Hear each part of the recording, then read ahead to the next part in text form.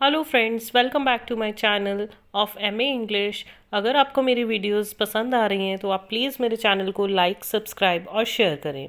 तो आज मैं आपके लिए लिटरेरी क्रिटिसिज्म एंड थ्योरीज में से टॉपिक लेकर आई हूँ, orientalism. Orientalism bye Edward said.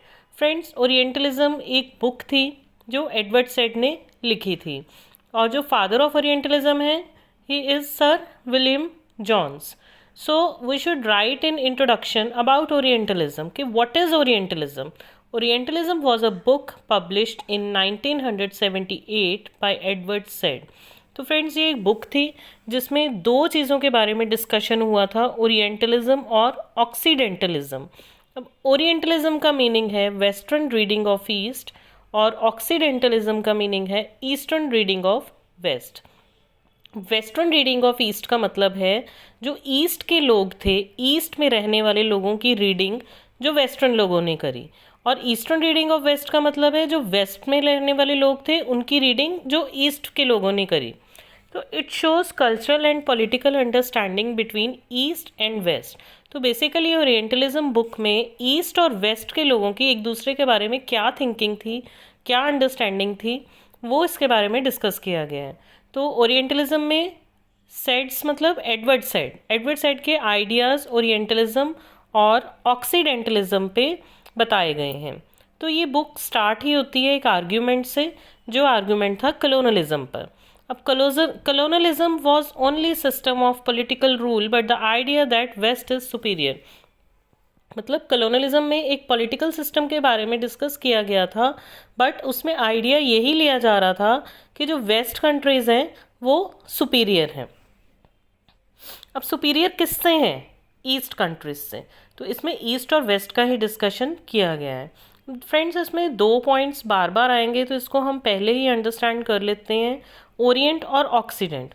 Orient का मीनिंग, जब भी वर्ड ओरिएंट यूज होगा उसका मीनिंग होगा anything related to east, that is east Asia, और ऑक्सीडेंट में anything related to west, that is Europe, America. So now we start with Orientalism. Orientalism was book published in 1978 by Edward Said. The book has three parts: Scope of Orientalism, Orientalist Structures and Restructures, Orientalism Now. तो अगर आपको question orientalism पे आता है कि discuss about orientalism, और ये long question में आता है, तो सबसे पहले आपने इसमें थोड़ा सा इंट्रोडक्शन देना है। ये बुक किसने लिखी थी, इस बुक में क्या आइडियाज़ थे, किस चीज़ के बारे में डिस्कशन हुए, और उसके बाद मेन चीज़ें जो हम इसमें डिस्कस करने वाले हैं वो हैं ये तीन पॉइंट्स, कि ओरिएंटलिज्म का स्कोप क्या है, इसके स्ट्रक्चर्स और रीस्ट्रक्चर्स क्या हैं, और ओरिएंटलिज्म नाउ मतलब अब ओरिएंटलिज्म में क्या है। तो सबसे पहले हम डिस्कस करेंगे स्कोप ऑफ ओरिएंटलिज्म। तो सबसे पहला पॉइंट इसमें लिखना है कि scope of orientalism was first part of the text.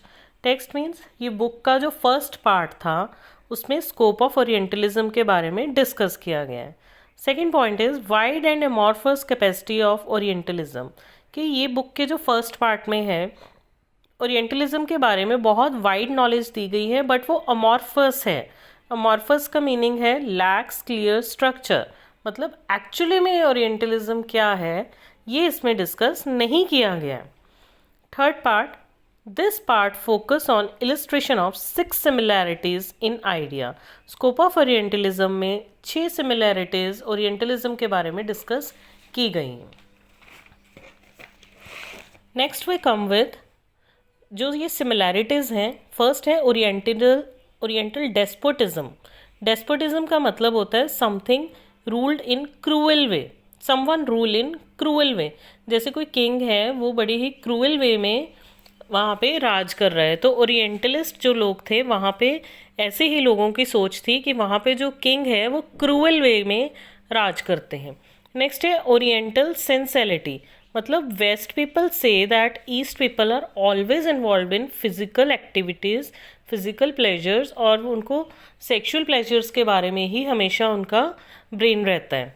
Third is oriental modes of production. अब वेस्ट लोग सोचते थे कि ओरिएंटल जो लोग हैं, ईस्ट के जो लोग हैं, उनका मोड ऑफ प्रोडक्शन सिर्फ और सिर्फ लैंड और इरिगेशन है, मतलब सिर्फ वो एग्रीकल्चर ही करते हैं और कोई काम नहीं करते हैं। Next is oriental Splendor.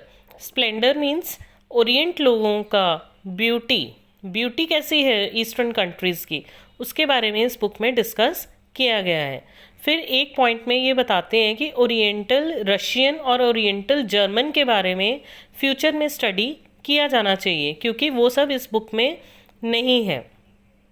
What ever studies are done in Europe are not all of orientalism, मतलब जो भी स्टडीज़ इसमें की गई हैं, यूरोप में की गई हैं, वो सभी के सभी ओरिएंटलिस्ट बेस्ड नहीं हैं, मतलब ईस्ट कंट्रीज़ के ऊपर बेस्ड नहीं हैं। For one culture all other cultures are exotic, एक कल्चर के लिए दूसरे सभी कल्चर्स एग्जॉटिक होते हैं। Written and historical commentary by western, जो वेस्टर्न पोइट्स थे या राइटर्स थे जैसे चौसर और शेक्सपियर थे, उन्होंने हमेशा ईस्टर्न लोगों को, ईस्ट कंट्री के लोगों को ही अपनी पोइट्री में इन्फीरियर दिखाया और वेस्टर्न लोगों को सुपीरियर दिखाया।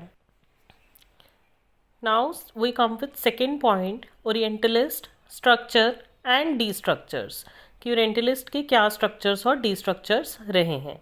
तो this was second section of our book.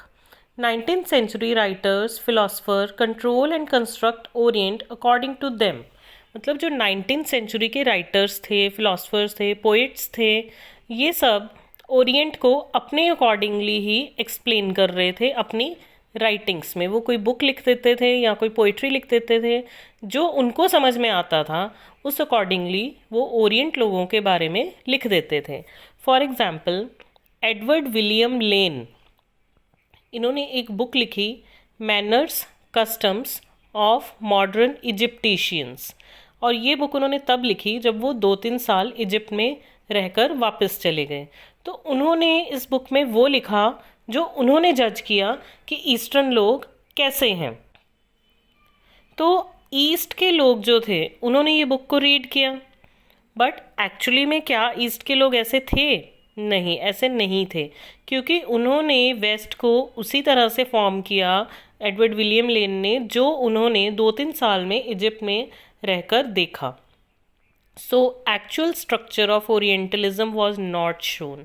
सच में ईस्टर्न लोग कैसे थे ये इसमें शो नहीं किया गया, क्योंकि ये according to sir William Lane था। It was shown according to travellers who shown countries according to their own experiences। तो ओरिएंटलिस्ट का जो स्ट्रक्चर था वो डी स्ट्रक्चर होता जा रहा था, क्योंकि ओरिएंटल लोगों को उस तरह से पेश किया जा रहा था जिस तरह से यहाँ पे रहने वाले ट्रैवलर्स यहाँ पे ट्रैवल करने के बाद, कुछ समय रहने के बाद अपनी राइटिंग्स में जो लिख देते थे, उसी अकॉर्डिंगली इनको समझा जा रहा था कि ईस्टर्न लोग इस तरह के हैं। जैसे अगर सर विलियम लेन जब इन्होंने ये बुक लिखी, तो नेचुरल है कि इस बुक में इन्होंने कुछ पिक्चर्स भी ऐड की होंगी, कुछ इन्होंने और भी राइटिंग्स ऐड की होंगी, जिससे जो उनको उस कंट्री में जो समझ आए, ये उन्होंने अपना पर्सपेक्टिव लिखा, बट एक्चुअली में वो ऐसा नहीं था। तो रियल स्ट्रक्चर जो था इसका फॉर्म नहीं हो पाया था। लास्ट पॉइंट है ओरिएंटलिज्म नाउ।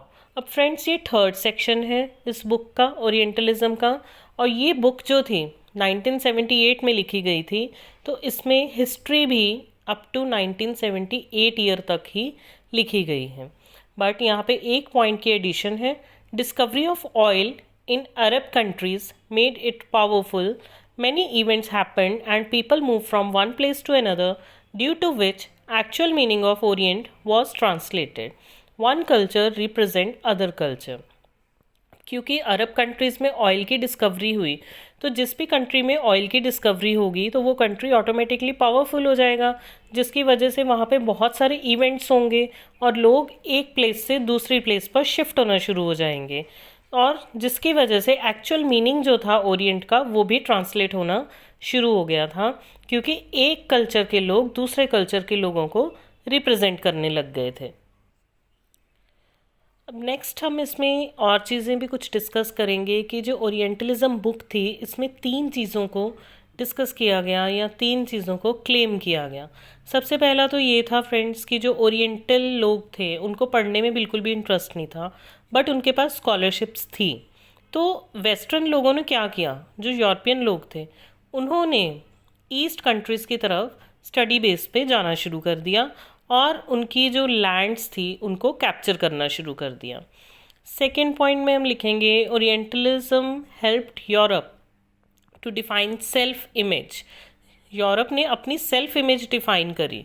उसने ये बताया कि यूरोप सुपीरियर है, रैशनल है और एक डेवलप्ड कंट्री है, और जो ओरिएंट लोग हैं वो उनसे इन्फीरियर हैं।